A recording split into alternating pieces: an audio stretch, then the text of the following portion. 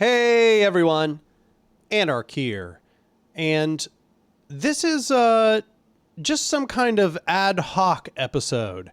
I don't know what series it's in, and I don't know if it's important, but I'm going to do a video where I just kind of sit down and have a talk about the concept of burnout. And I know that seems like it might be a thinly veiled attempt for me to say I'm burned out on the channel, but that's not really the case. I enjoy the channel a lot, and I enjoy making videos. But I am very, very tired today.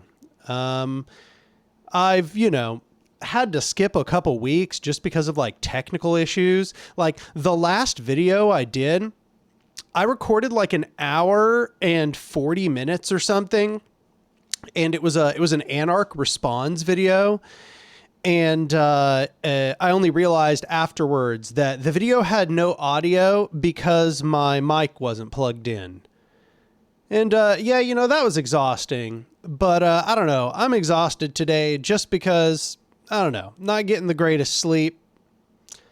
Maybe a little dehydrated or something.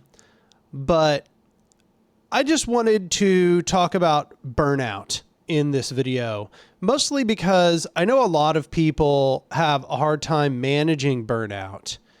And I know that burnout is generally supposed to be separated from this concept of extreme exhaustion, like burnout is like when you get so exhausted that you can't come back or you can't continue, or it kind of like, there's like this turning point where you kind of been broken by the process. But we kind of use that concept of burnout a little more broadly now. We just mean extreme exhaustion, this sort of exhaustion that drives you to not being able to continue doing the thing, and or maybe not continuing to do the thing, but feeling very low motivation to continue doing the thing, or you feel like your motivation is flagging. I think that's a big part of what we mean by burnout. But I know a lot of people go through burnout cycles. They go through these cycles of extreme exhaustion, focusing on the task for a long time. Maybe when you first start, you've got all the energy in the world and you're exerting it toward the task and you're getting a lot done. And in that first moment, you really feel like your energy for this is like infinite. It's just going to like go on forever. And,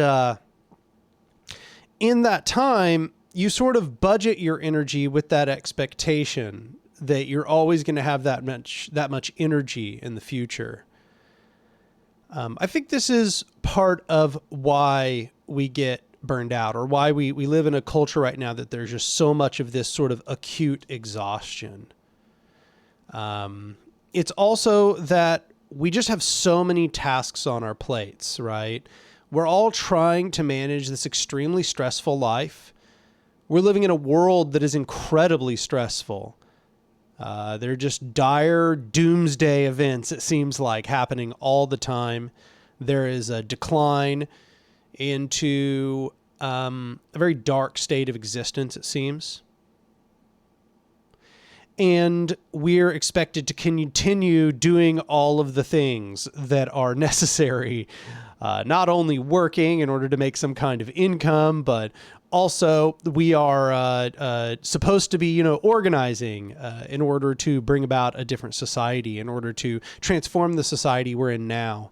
And I think people who put all of these things on their plate are going to have a tendency to get to that sort of state of acute exhaustion. And it has different implications for different parts of people's lives, right? We're all familiar with how it manifests in our personal lives, which is just that we become distant and withdrawn. And, it's hard to show up for the people that are important to us.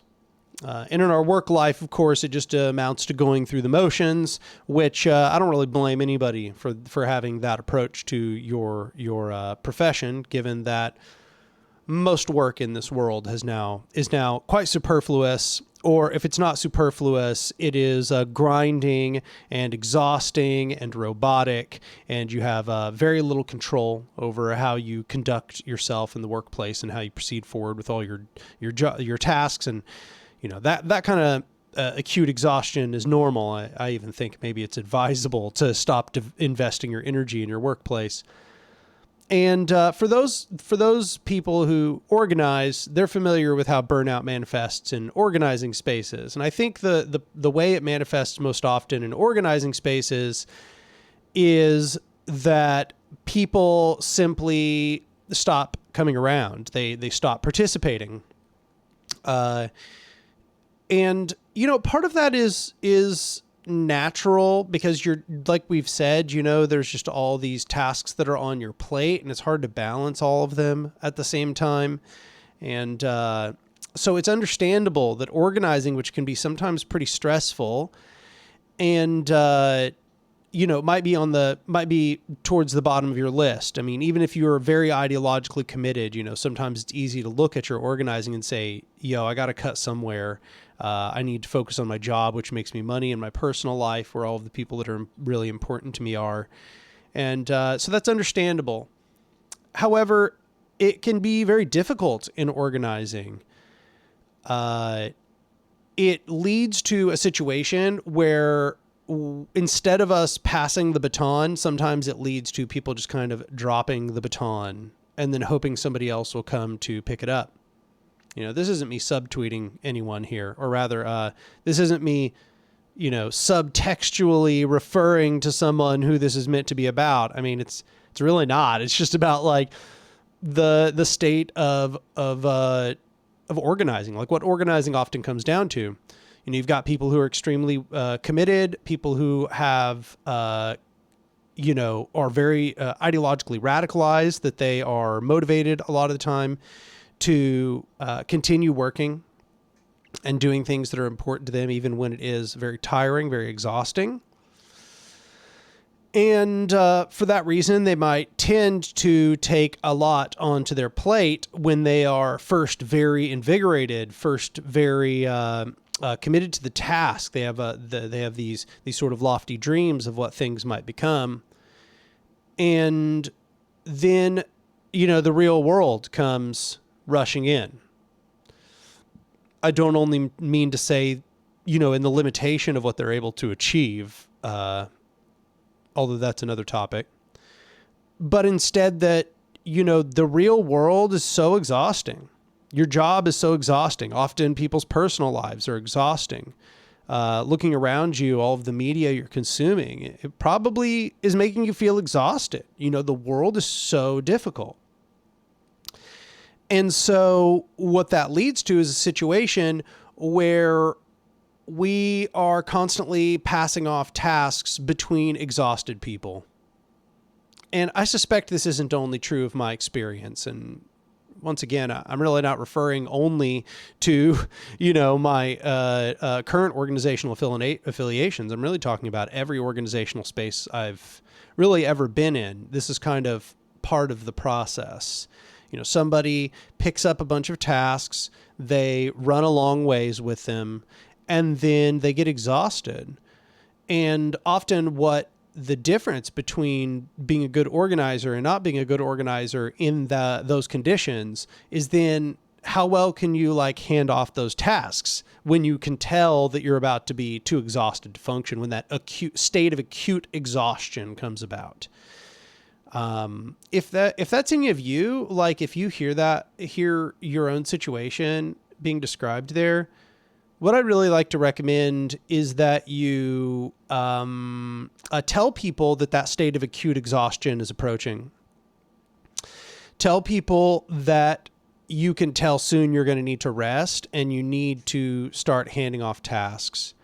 That is a really important part of functioning, given that fact that we're all in this sort of state of acute exhaustion. And I know this is not only my context, because I've talked to so many people from all over the place. Another thing might I suggest is don't take too much onto your plate, okay? plan minimally for what you're going to be able to manage. Because like, we all have like skills, we all have talents we can put to the task. Ask yourself, if I were in crisis mode, if my life became very, very difficult and my personal life was stressful and my work life was stressful and so on and so on, could I still do the task I'm being delegated to do, or that I'm accepting the responsibility to do? And if the answer is no, then probably don't take that delegated responsibility, because your life inevitably will come to crisis in one way or another. That's not just true of you. That's true of pretty much everyone. And I think that's kind of one of these eternal truths. I don't think it's only true of the modern era. Crisis is sort of cyclic in life. That's part of life. So in an organizational space, if you take seriously the tasks that are being delegated to you and the things that must be done, then understand that you need to be able to do those things also during crisis. And I think that will probably help you take more appropriate tasks, and will help you be able to do those tasks more long term. So, it's kind of the same principle of, your eyes being bigger than your appetite when it comes to eating food, but with organizing. I think that's a big part of resisting that sort of a state of acute burnout. But that's all the stuff that I feel obligated to say about how to manage acute exhaustion as an organizer. But I know that a lot of people even get exhausted just like learning about these things. It can be very exhausting learning about politics, reading theory if you read it. That stuff takes a mental tax. A lot of the time it's not invigorating. It's very discouraging because the world is very difficult sometimes. And in all of these occasions, what I'd like to suggest is that it's okay to like rest and just enjoy things in your life. And I know that sounds like some kind of trite, like, a sort of empty positivity, but it's true. Like, it's just absolutely necessary that you allow yourself to rest. And more than that, not just rest, but like enjoy things you enjoy. And I really want to emphasize that. I know I've got people of all ages in my audience, I can see my demographics, and y'all also reach out to me, And what I want to say, and this is especially going to go for people who are a little older here, is allow yourself to enjoy the simple animal pleasures in life when you're in that state of acute exhaustion. I only say the older people because I think a lot of younger people are not, they haven't completely, they haven't destroyed that part of themselves. Part of growing older a lot of the time in a really terrible society such as ours is destroying that childlike impulse to engage in the things that you shamelessly enjoy and desire. And the older you get, a lot of people, it kind of becomes, they destroy that part of themselves. They engage less and less in those simple pleasures, those things they truly enjoy. They start to feel more and more guilty, as if they're not allowed to experience those pleasures. And what I'd like to suggest is that no matter what age you're listening to this right now, allow yourself to indulge in those pleasures. If you feel kind of hollowed out, it's probably because you've abandoned something you really enjoy about your life, something that you need in order to have fulfillment, and that probably restores your energy when you are exhausted. This is part of the reason why I don't advocate this sort of like lifestyle of non-adherence, or what we might say asceticism is the technical term for it. But, preventing yourself, not allowing yourself to experience the pleasures of the world, thinking that, indulging in those pleasures is like dirty or sinful or makes you complicit in the system. I don't advocate this sort of like abstentionist mentality, because I think we live in an incredibly dark world, and the political systems that we are embedded in, they give us very few simple pleasures and things we get to enjoy in our life. And those very few pleasures that we are given are something that I think that we shouldn't have to feel guilty about consuming. The world is already difficult enough. The things that we enjoy have probably all been commodified and hollowed out. And insofar as we can still derive enjoyment from any of those things, I think that we should be allowing people to derive enjoyment in those things. And this is one reason why, because the world is very exhausting. The world is very hard to live through. I mean, I don't know how else to put it, right? Like, that's what it boils down to. The world is hard. It's hard to live. And so I'd just like to advocate you allow yourself to enjoy the things you enjoy. You've got the Anarch seal of approval. Here it is. I'm telling you, you're allowed to enjoy yourself. You heard it from Anarch, and therefore it's okay. But I mean it though, right? My channel is always telling you have a responsibility to act. The world needs you. Transformation is in the hands of the people, aka you. And those things are all absolutely true, but you're not going to be able to do the important things that change the world if you are, a machine that hasn't been upkept, like that there's no oil in the machine. Anybody who knows me right now, of course, knows that I'm talking to myself as much as anyone else, but it's the thing. I'm talking to you from experience, like I experienced the same problem of pushing myself really, really hard and then setting these very high expectations for myself. And then I push myself to achieve them no matter what, even in my most acute states of exhaustion. And I'd just like to say, you should, much as I am telling you right now, allow yourself to experience the things that bring you pleasure in the world. Those are the things that are going to replenish your energy to begin with. If you keep guilting yourself about your indulging in those things, then you are probably never going to replenish those energies that will allow you to do the very important tasks that have been put to us as human beings that desire a liberatory society. You're not going to be able to bring about any of that if you are just this hollow mechanical shell. Don't allow yourself to become that sort of hollow mechanical shell. So I don't know, maybe this is kind of a wholesome video for the channel here, but I gotta know that there's so many people in my audience who need to hear this. It's not an empty platitude. Those things that restore you are practical. It is utilitarian to allow yourself to enjoy those things. If you can't, you will have less energy. You will be less devoted. You only get one life. You only get one life. Enjoy the things you enjoy, okay? Don't feel guilty for taking place in the process of consumption under capitalism. It's the only choice you got.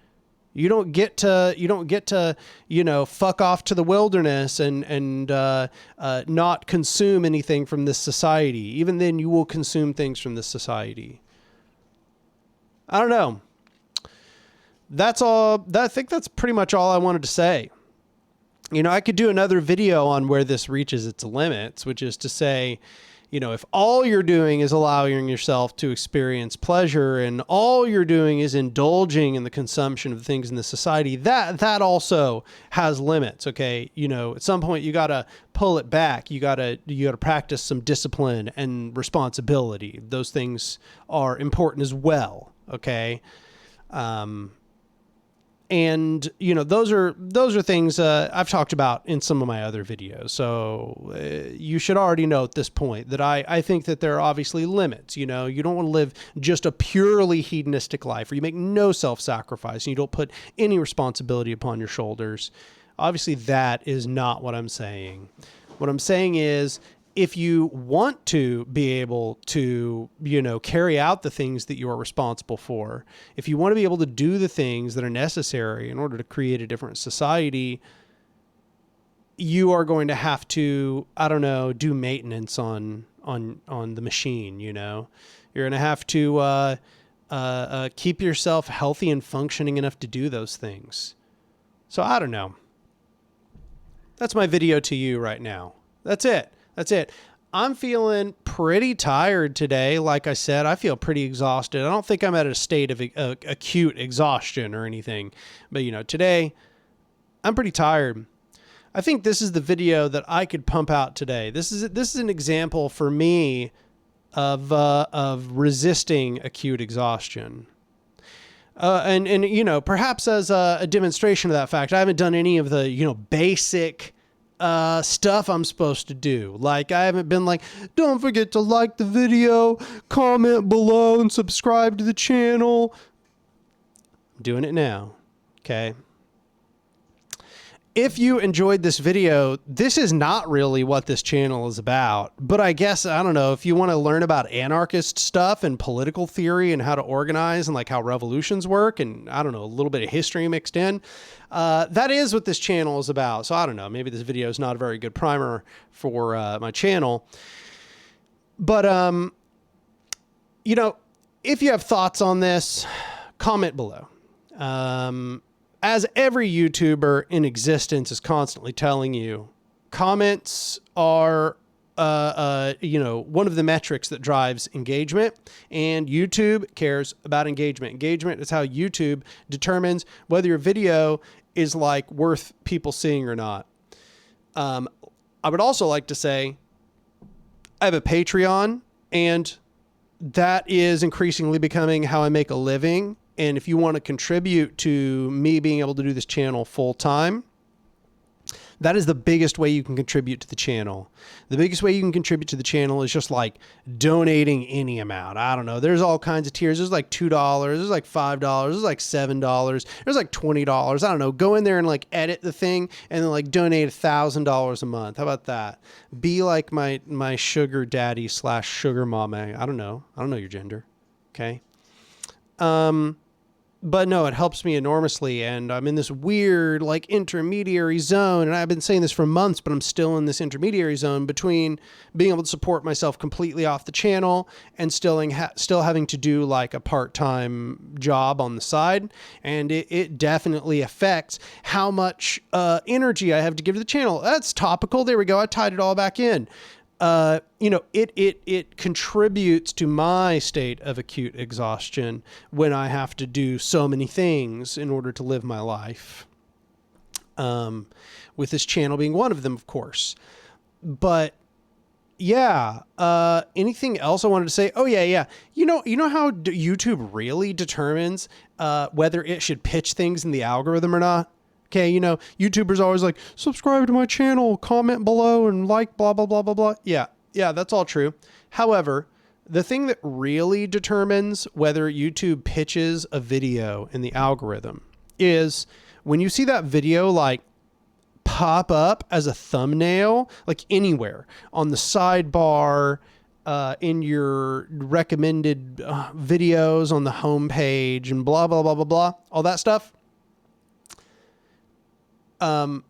It's basically just measuring whether you click the video and then watch it. So it's basically just seeing like, how often do you click the video when it pops up and how much of it do you watch when that happens? And if more people click them when they show up and watch more when they show up, then it pitches them more often to more people. So that's the real key. That's the thing that makes all the difference in whether a channel gets pitched or not. I don't know. I just thought I'd ramble about that. I'm pretty sure I've been saying that the last few videos, but you know, I just thought I'd get that mixed in there. Next week, I will probably just return to the normal stuff I've been doing. That last video that had no mic on, I don't remember whether I said this earlier, but it was responses to the comments under Constructing the Revolution. And some of those are really good. So I guess I'll just be re-recording that next week. I don't know. Don't hold me to it. Maybe I'll do another one of these. Anyway, that's about it for this time. I think I'm just going to call it short. And I'll talk to you all next time.